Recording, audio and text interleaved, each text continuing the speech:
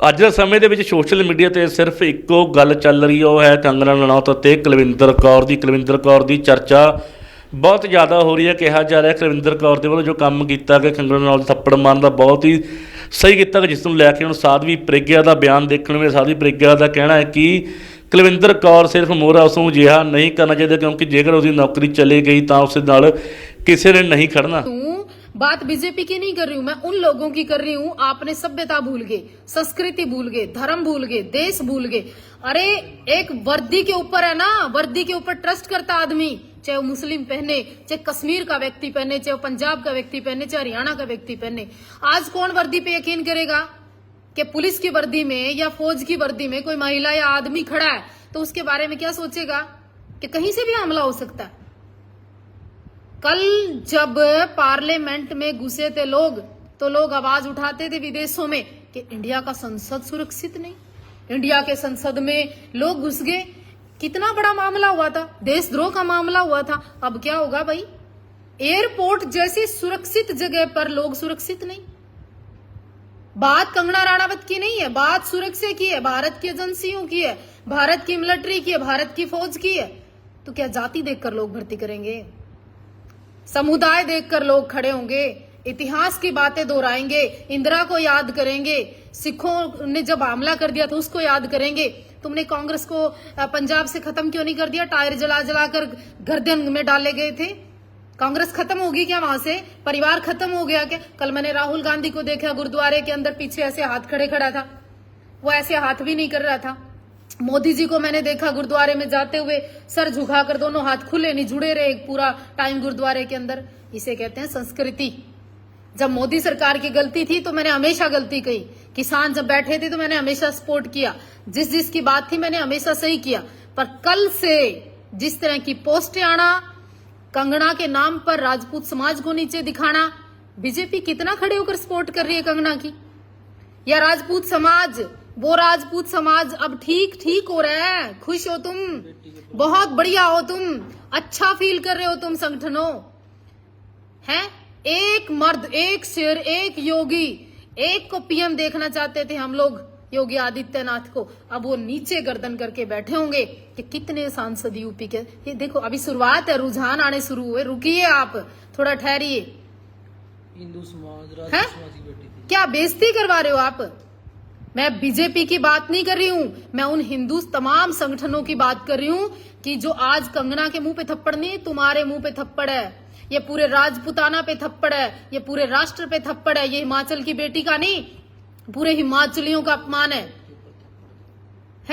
एक बेटी के ऊपर थप्पड़ मारकर, ये कोई शेरनी वाला काम नहीं है। आप ललकार कर आते और फिर कहते कंगना को थप्पड़ मारेंगे, हमला करेंगे, भले अगली आहुति चढ़ जाती है। राजपूतों थोड़ा सा उठना स्वीकार करो, राजनीति में आना शुरू करो, आगे बढ़ना शुरू करो। और एक ये भारतीय जनता पार्टी, केवल और केवल जिसमें तुम्हारा उद्धार होता है।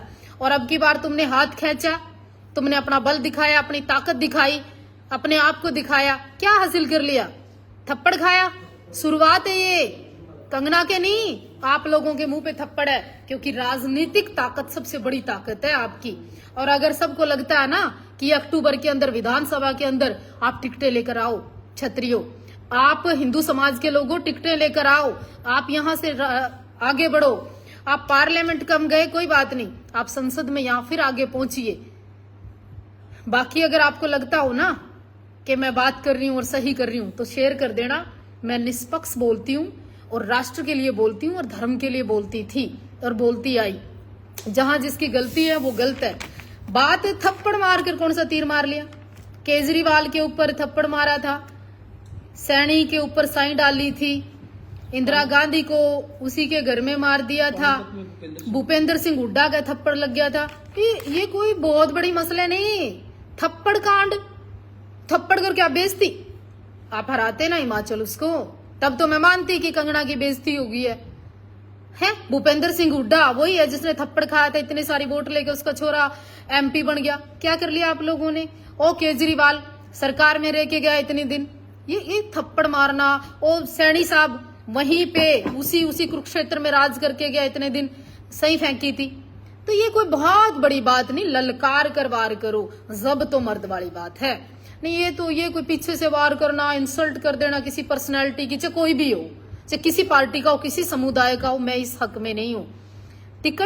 टिकट क्यों काटा आप लोगों ने? कहीं ना कहीं रूपाला क्यों नहीं हरा दिया? वो बन गया वहां गुजरात में। बीजेपी तुम्हारी पार्टी है, ये रुझान है। आगे आपको फिर से अक्टूबर में चुनाव है, अपनी ताकत और अपने समाज की ताकत और अपने हिंदुओं की ताकत को बढ़ाना पड़ेगा आप लोगों को। बाकी मैं किसी भी एंगल से इस थप्पड़ को सही नहीं मानती। और एक बात जरूर कहना चाहती हूँ, आप उस बेटी कुलविंदर कौर को भी, ये जो पोस्ट डालने वाले हैं ना बुग्गे, 5 दिन डालेंगे, 6ठे दिन आपके परिवार का पता नहीं करेंगे, कहाँ गया, क्या हुआ, क्या नहीं हुआ। ये अमृतपाल को भूल गए, ये लखा सधाना को हरा गए। वो लड़का एक और है, क्या नाम था उसका, पंजाब, बाना सिद्धू, उसको एमपी बना दिया तुमने, है?